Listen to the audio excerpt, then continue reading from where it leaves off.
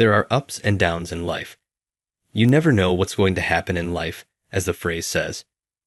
A series of unfortunate events follow one another and difficult times abound. But a small matter can cause life to shift drastically very soon. I'm Luke Smith, and I work in an office like everyone else. Every day I commute by train, yet I couldn't help but feel depressed. This is due to the fact that my business is a modest branch office with its main office located in a desirable part of downtown New York. A new employee from the headquarters is moving into my office as of right now. This guy is notorious for causing a lot of issues at headquarters, but since he is the CEO's relative and cannot be fired, he was unwillingly transferred, more like demoted, really, to our branch. The news that such a troublesome child will be placed under my department's supervision would be enough to depress anyone. I've led teams before, and I can attest to how difficult it is to get things done when there's a disruptive employee. All I can hope is that he's not on my team. That being said, I am also on a packed train today. I mean, it's better than being crammed in like sardines, I suppose. I kept looking at the throng of passengers who were riding the train as I was pondering this. I looked at a certain woman abruptly. She wore a checkered miniskirt and had long light brown hair and slightly heavy makeup. Is she a college student? Perhaps. She appeared to be a young woman, but her back had a big bear keychain that got tangled in the hem of her miniskirt. You could see quite a bit, that is to say, the pink item with the bear keychain was visible, and the skirt was no longer serving its purpose. She must be a true bear lover. No, that's clearly not good. Several passengers noticed, as one would anticipate, but none dared to say anything. Given that men make up the majority of the passengers, that makes sense.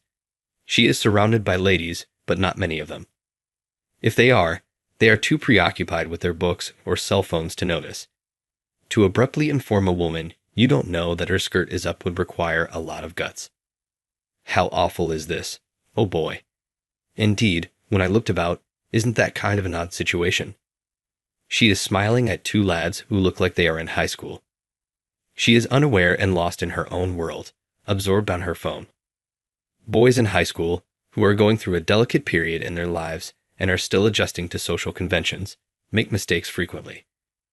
I could not look away from the fact that one of the males was pointing his cell phone at her.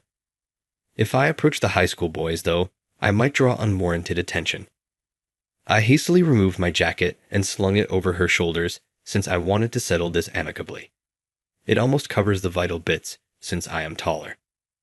Astonished, the woman exclaimed, "What? Who?" Being gawked at by an unfamiliar person and having a jacket pulled over you is a normal reaction. "Your skirt is up," I whispered to her, and I thought, "You're going to have a hard time fixing this." Her face flushed as she finally realized what was going on. Oh my, how embarrassing is that? Well, I'll take care of it at the next stop. How much did you see? Wait. She was terrified. I got off the train with her at the next station, thinking this was not going well. I had no choice but to give up as I needed my jacket back, and she felt uncomfortable. Wow, thank you so much. You're quite attractive. I would like to express my gratitude. Could you please provide your phone number? Though, upon seeing her miniskirt, I had assumed as much, this woman was a bit of a flight attendant. I was astonished by how strong she came on, but I had a meeting this morning. I knew I was late when I looked at the clock. I gave her my business card and said, here, since I had to get to work as soon as possible. My business card is this one. Please don't hesitate to thank me and get in touch with me there if you need anything. The express train had just pulled into the station, so I boarded it. When I did get to work, I arrived at the meeting late, as was to be expected. The manager called me into the meeting room, despite the fact that I had informed them beforehand. "Luke, it's fine that you helped someone and were late, but bringing the wrong documents to a meeting is not okay." "Yes, I'm sorry. I was running late, and in my hurry, I picked up the wrong papers." I ended up embarrassing myself in the meeting as a result. Although I was relieved that I wasn't the only one feeling ashamed, restless conduct is generally bad for a member of society. My department manager remarked, "Well, what's done is done," while I was apologizing. Take steps to ensure that doesn't occur again. Let's get to the actual problem at hand. My manager gave me a piece of paper after saying that, being a compassionate man, he rarely calls me into his office in this manner, so clearly something important has happened. I took the paper he handed me and started to read. What's this? I really apologize for this. I want you to start training the new hire today, my manager stated, his expression contorted. Whoa. Are you telling the truth? I'm required to mentor the new hire, who is the CEO's relative who was unmanageable at headquarters. Why me? I inquired. Well, the thing is, the headquarters specifically requested you today. What did he explain? I let out an almost scream. I don't often visit the headquarters, and I haven't done anything special to make the HR department there remember me. Why, I have no accomplishments. Was I chosen? Just as I was going crazy over this perplexing circumstance, boom. The department manager's irate subordinate burst through the door of the conference room. He cried out, "Sir, we've got a serious problem." What's happening? I'm currently having a meeting with Luke, the manager answered. It has to do with the recent hire. The CEO of the main office would like to meet with you. Luke, how come? The manager let out a startled cry this time. What had he just said, while I was still trying to process what was happening? I was aware that a new hire would arrive, but the CEO as well. What in the world is going on? We shared a quick look and quickly made our way from the conference room to the reception area, understanding that we couldn't hold the CEO back. And we caught sight of her there. Hey, that's you from before. Hello there, she said. Sitting next to the CEO was the woman I'd assisted on the train. Oh, please, let me off the leash. How in the world is this happening? I pulled my head out of the clouds because I was on the verge of going crazy. It turns out that the woman I assisted today is the CEO's daughter. Her name is Anna Ashton. However, it seems that she has been a bit of a wild child and has struggled to stay with any firm that she has joined. She still struggles to maintain a job since she hasn't been able to break those unhealthy behaviors. She was employed by the CEO as an assistant, but he came under fire from within for being overly forgiving of his relative. Thus, in order to provide her more practical experience, the CEO chose to move her to a branch office. I've heard that today on the train. You assisted my daughter. The CEO bowed to me and said, "As a parent, I appreciate you." I was sweating a lot for a completely other cause after reading this. However, I also discovered why I had been selected. I was in a rush, so Anna didn't realize we worked for the same company until I gave her my business card. She then texted the CEO a picture she had taken of the card. They trusted me with their daughter because, based on their conversation with HR, they believed that, as a team leader, I had some expertise with employee development. To put it another way, this unanticipated circumstance resulted from my act of charity. It's possible that the CEO wants me to raise his daughter so I can get promoted later. However, in my opinion, I've recently been given a challenging new hire. How should I proceed? However, I was at a loss for what to do. I had no alternative but to drop my head when Anna welcomed me with a joyful, "Nice to meet you, Lukey," displaying zero professionalism. And that's when my days started getting incredibly busy. Even the boss appeared to know that this was going to be a difficult task and instructed me to provide non-urgent chores to others while I concentrated on training Anna for a while. I was supposed to have some time because of that. That, however, did not occur. Anna, what on earth are you doing? What are you trying to say? All I want is food. I had to sigh at the image of Anna viewing the training video while nibbling on a piece of chocolate. It's okay if she's hungry, but at least she could eat out of sight. Is she really so stupid? However, it wasn't the case. Despite her lack of social graces, Anna is not a moron. She demonstrated this by being able to recall basic instructions after only one demonstration. Hey, Lukey. I completed entering the data after the additional information arrived. What? Already? You move quickly. Yes, she is. Anna works with amazing efficiency. She rarely makes mistakes and goes above and above what is asked of her. She could easily make ends meet at our central office with this amount of work, but her other troublesome behaviors utterly overshadow it. What a waste it is. She just marginally improves and finally falls back into her old habits despite my repeated cautions. I'm still called Lukey by her. I was at my wit's end after 2 months of training her. Still, I made a commitment to try my hardest to turn her into a capable employee. That day was. What should I do? Lukey's troubled. I was in the break room contemplating when Anna appeared out of nowhere. We have been collaborating for 3 months now. She's competent enough to handle her work by herself now. She still behaves problematically, so I have to watch out for her, but because it's break, I won't bother her. Oh, not at all. Just a few private matters. But even Lukey has worries. How do you perceive me? My mother's birthday is approaching. I have no idea what to gift her. Yes, my mom's birthday is coming up, but I have no idea what to do. Since I'm single, I have no idea what women want to wear. Are you close to your mom? Anna said, tilting her head in response to what I had just spoken. I suppose so. She has always been the kind person. How so? What are you trying to say? Well, Mom always remembered to bring my lunch, even when she was really busy. My mom took care of everything at home, while my dad was frequently gone on business trips. My mother's greatness became evident to me after I moved out on my own and discovered how difficult housework is. I'm trying to decide what to get her for her birthday, but I'd like to commemorate her birthday somehow. Yeah, I understand. I ought to ask Anna. She appears to be more knowledgeable of the tastes and fashions of women. I was about to question her when I suddenly stopped talking. Anna, who is usually really happy, appeared really depressed. Anna, what's wrong? I apologize. My mother doesn't exist. That's the reason I envy your issue. When Anna stated that, she faked a smile, but it vanished fast, and she looked down, looking unhappy once more. The sight of Anna, who I had never seen before, surprised me. She appeared very isolated. I was unable to part from her. Anna, you don't always have to push yourself to smile. You genuinely have to force a smile. You can chat to someone about your problems. I am your trainer, after all. Yes, it is correct. Even at work, Anna rarely expresses her worries. She keeps her anxieties to herself. I was concerned that she might be going too far.